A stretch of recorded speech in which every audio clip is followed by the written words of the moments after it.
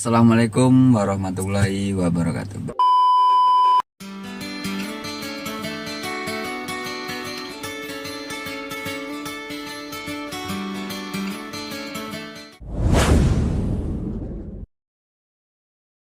Bertemu lagi di channelnya Wiguna Auto Drive. Di video kali ini saya akan memberikan tips. Ini yang jadi permasalahannya saya bahas di video ini. Saya kemarin dapat DM yang bagus itu pakai mobil manual itu kalau berhenti itu mana yang didahulukan, kopling dulu apa rem dulu, ya. Kita di sini berbagi pengalaman, guys. Kalau teman-teman yang lebih senior daripada saya, komen di kolom komentar nanti. Kalau menurut saya pribadi, saya selama 10 tahun jadi instruktur, itu saya nyaranin kopling dulu baru rem. Nah, ini saya dapat DM. Teknik pengereman yang benar itu adalah menginjak pedal rem lebih dulu kalau RPM mesin sudah turun, baru menginjak pedal kopling. Nah, ini suruh nginjek rem dulu baru kopling. Itu saya. Dan mungkin teman-teman yang udah senior bawa mobil itu pastinya rem dulu. Tapi di sini kita mengajarin orang itu resiko kalau rem dulu. Kenapa? Saya itu juga bertahun-tahun di bidang privat, tiap hari di jalan. Saya tiap hari itu bisa 15 jam dari pagi sampai malam, minimal 10 jam 12 jam per hari.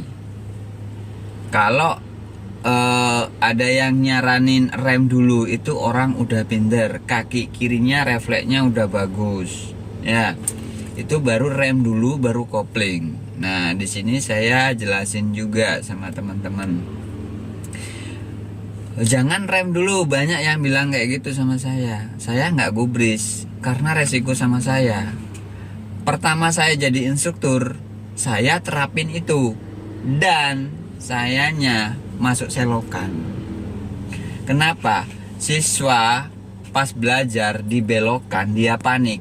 Kita udah ngasih petunjuk kalau mau berhenti rem dulu, dia nggak taunya salah digas. Itu pengalaman saya. Dia ngegas sampai penuh, pengennya ngerem karena dia nggak nekan kopling.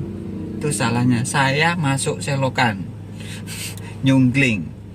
Dan teman-teman juga banyak mobilnya hancur sampai mesinnya, kap mesinnya udah ngangkat semua, nabrak tembok, nabrak tiang. Karena itu pengennya ngerem, nggak taunya gas yang keinjek.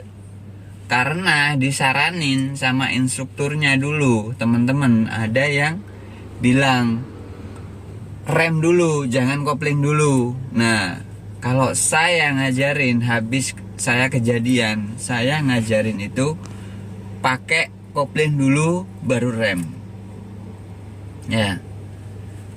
Dan teman-teman di jalan kalau rem dulu, nah sering mati mesin. Kopling itu nggak keinjek. Kalau di depan udah panik, rame, orang nyebrang mendadak, apalagi motor, tanpa ngasih aba-aba dia langsung nyebrang, nongol di depan kita. Yang belajar kalau disuruh ngerem dulu pasti mati mesin. Sebelum berhenti mesinnya udah berhenti, mesin pasti mati duluan. Lebih cepat ngerem mendadak jadinya. Saya pribadi itu sering ditabrak dari belakang. Itu bukan rem dulu, kopling dulu baru rem, tapi siswanya ngeremnya mendadak. Itu salah. Udah ngeremnya mendadak, mesinnya mati. Itu kalau rem dulu. Yang bagus itu kopling dulu baru rem, ya. Dan saya ngajarin orang itu, saya nggak pernah nyuruh rem sendiri. boleh ngopling dulu, rem itu nunggu aba-aba dari saya. Nah, kenapa saya kayak gitu ngajarin orang? Karena nanti kalau tanpa aba-aba, yang sebelah kanan yang belajar itu ngerem sendiri, takutnya ngerem mendadak, di belakang ada motor, tanpa saya sadarin di belakang saya belum lihat spion ini udah berhenti, resiko. Saya bukan sekali dua kali ditabrak dari belakang, saking seringnya nggak bisa kehitung. Oke guys, bagi teman-teman yang ada nyaranin rem dulu baru kopling, nah kita juga cerita sedikit. Kalau di privat itu kecepatannya maksimal itu kita ada tata tertib 30 km per jam, nggak boleh lebih. Kenapa? Kalau di atas 30 km per jam resiko sama instrukturnya, kita nggak bisa bantu setir, ngeremnya kita nanti mendadak. Jadi kalau 30 km per jam dilepas gasnya, udah agak jauh, ada orang rame, udah macet, ada orang mau muter balik, kita lepas gasnya, itu udah agak berkurang kecepatannya. Kopling di rem dia nggak akan nyelonong. Kalau nggak percaya bisa dipraktekin sendiri di rumah. Ya, jangan rem dulu. Nah, kalau yang tak baca ini ada DM ini harus rem dulu. Itu kalau saya kecepatannya 100, 70, 60, kita rem dulu dikit, berkurang kecepatannya, mesinnya udah, baru kopling. Tapi refleks kaki kirinya pastinya udah bagus kayak gitu. Pengalaman instruktur sama orang bawa mobil sendiri itu beda, temen ya.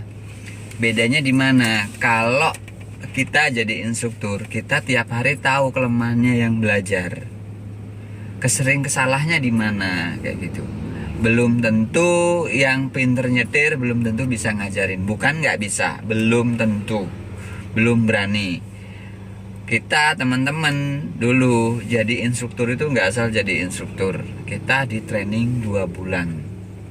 2 bulan harus training, ngikutin terus, diarahin terus 2 bulan. Padahal kita udah pinter nyetir.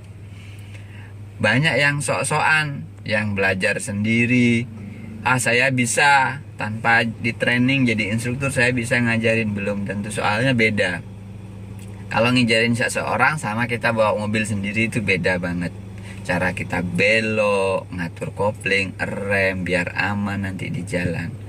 Soalnya saya jadi instruktur itu bebannya berat. Kenapa?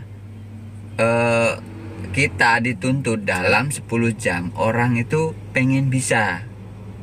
Nah, skillnya, kemampuannya kurang, itu susahnya jadi instruktur di sana. Kalau saya ngajarin di tempat sepi dulu, itu 10 jam nggak cukup, nggak akan cukup, nggak akan bisa 10 jam. 12 jam masihlah oke. Kalau di tempat sepi, di tempat sepi dulu 1 kali pertemuan, 2 kali pertemuan, baru di tempat rame. Tapi nanti di tempat rame sama kayak 0 lagi, blank terus. Itu berapa kali? 3 kali pertemuan, berarti 5 kali pertemuan baru dia ngerasa nyaman di jalan. Beda langsung awal latihan langsung di jalan. Kalau saya ngajarin orang itu nggak pernah di tempat sepi. Kantor kita itu macet, dari pagi sampai malam itu macet. Saya nggak pernah ngajarin orang itu di tempat sepi. Karena itu, Mas minta di tempat sepi, panik katanya. Nah, biar dia pertemuan pertama panik, pertemuan kedua panik, pertemuan ketiga pasti udah enak. Kalau di tempat sepi nanti 5 kali pertemuan itu baru di jalan susah. 10 kali nggak akan bisa. 10 kali pertemuan 1 jam itu nggak bisa. Kecuali kemampuannya diajarin ini sekali udah bener, diajarin gigi langsung bener, ngeremnya ini pelan kayak gini bagus, ngoplingnya ganti gigi cepet. 5 kali pertemuan 1 jam itu pernah saya alamin. Anak SMA kelas 1 Pengalaman yang paling momen hebat anak itu. 5 kali pertemuan 1 jam dia udah kayak udah biasa bawa mobil sendiri, padahal dari nol. Karena dia diajarin kayak gini langsung ngikutin cara belok kayak gini. Gak pernah satu kali dibilangin langsung bener terus. Hebat. Itu yang saya alami 5 jam. Paling lama berapa? 24 jam. Paling lama 24 jam. Itu yang saya alamin ngajarin. Paling susah itu dah. Paling ngerasa susah. Biasanya yang paling lelet lah 24 jam di jalan. Di jalan, bukan di tempat sepi, di jalan yang udah rame. Itu 24 jam. Nah, ini juga kita berbagi pengetahuan. Ini ada siswa saya, suaminya punya bengkel besar, bengkel mobil. Nah, istrinya saya ngajarin. Nah, dia pastinya yang punya bengkel pastinya bawa mobilnya udah hebat. Pastinya udah hebat, tapi dia katanya nggak mau ngajarin. Saya nggak sebutin orangnya dan bengkelnya. Nah, dia nggak mau ngajarin katanya, harus di privat dulu. Nah, setelah dia cuman ngambil paket jam 6 kali pertemuan. Ibunya ini cepet, 4 kali udah feelingnya udah bagus, kiri-kirinya udah bagus, nggak pernah mati-mati mesin.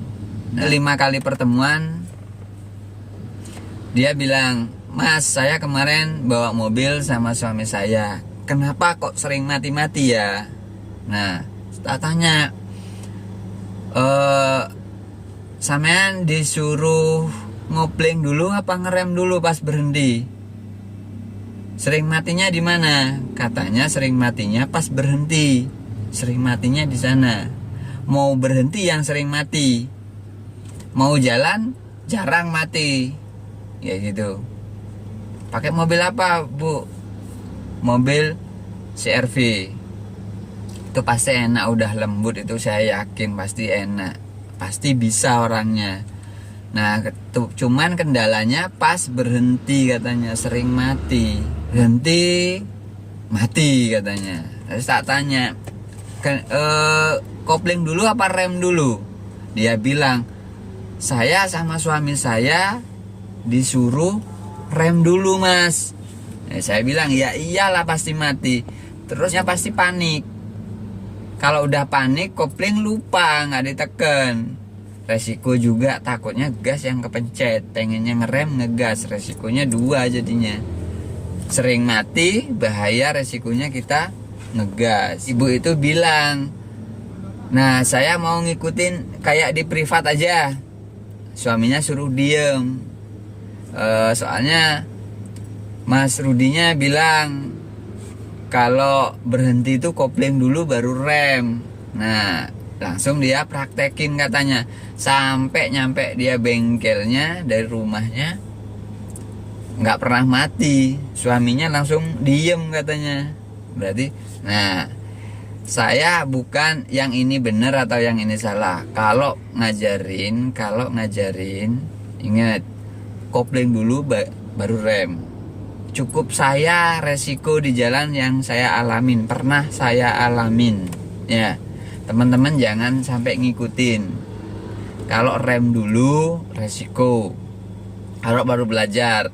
Kalau yang udah senior, udah bagus, ya harusnya rem dulu baru kopling. Ya. Oke. Cukup sekian cerita-cerita dari saya.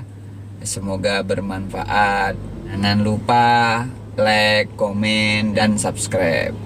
Di video ini kita itu sharing-sharing bagi yang awal belajar mobil dan yang mau ngajarin saudaranya. Kita itu bukan sok-sok pinter atau gimana. Oke? Semoga bermanfaat. Assalamualaikum warahmatullahi wabarakatuh.